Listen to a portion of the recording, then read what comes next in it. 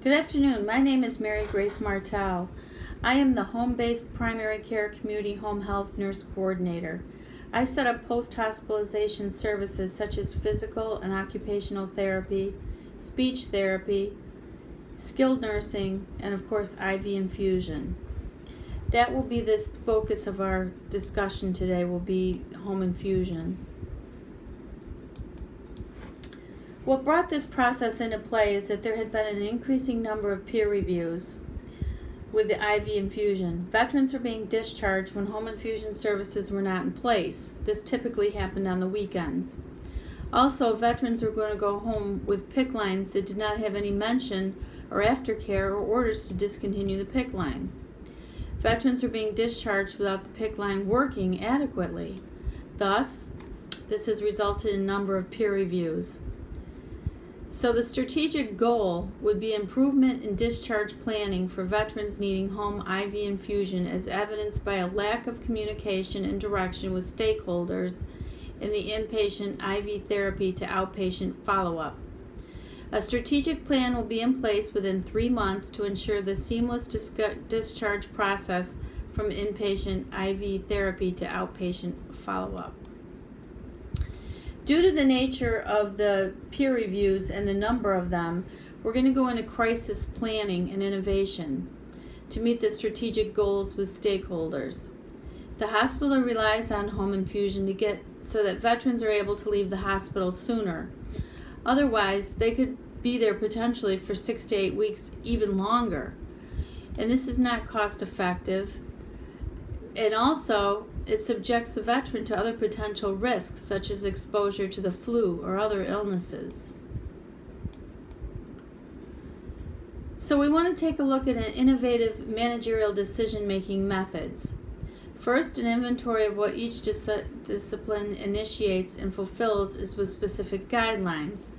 An example is no one will be discharged after 2 p.m. or on the weekends, to ensure the veteran has all services in place. Additionally, there will be plenty of time for the medication to be delivered prior to their first home infusion of their antibiotics. Next, a worksheet will be generated with color coding on it and little icons, and it will be color coded as each discipline, meaning if someone is the discharge planning nurse, that she might be in pink, whereas the attending may be in blue. This innovative sheet will be available on all units and in the resident and intern offices. This will provide an exact replica of what exactly everyone is responsible for, and there is no confusion as to who is doing what.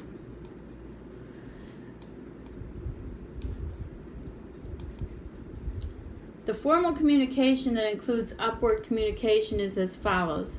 The medicine team will be provided with an opening for problems and exceptions as they come up. These problems and exceptions will be identified on an Excel spreadsheet and submitted to the work group to incorporate the medicine team's concerns. The regular performance report will be reported in the following IV team meetings to ensure all aspects of care will be reviewed and processed into policy and procedure. The downward communication will include the implementation of goals and strategies that are recorded on the Excel spreadsheet. This information will also be provided via IV infusion meetings to ensure that all of the goals are being met and the strategies are being implemented without any error. Finally, it's important to note that there will be a horizontal communication. The horizontal communication will be during the IV infusion meetings. These meetings will identify intradepartmental problem solving. This means the team may bring up concerns that were not tracked on the Excel spreadsheet, yet still need to be addressed. This may include anything that inhibited their response to the consult or their ability to discharge the patient from the hospital.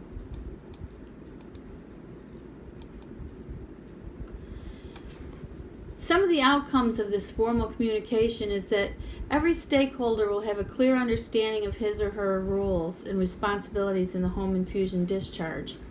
Breaking into smaller groups to establish a plan ensures that every stakeholder will be provided an opportunity to express their ideas in the group. Each stakeholder will be provided information via their care link. For example, the chief of medicine will educate the residents and interns, and the community health nurse will educate the home care nurse and vendors. Leading this group means having an aptitude to see the organization as a complete system and its association with many parts. This conceptual skill will entitle the group knowledge, acknowledgement, and appreciation in the different roles that others play. This is why it's imperative to bring all the discharge disciplines together and appreciate their roles and responsibilities. This provides an outlet to using human skills that afford to work together as a team player member. I look forward to working on this project and ensuring that our veterans are receiving the safest possible care when they discharge with home infusion. Thank you.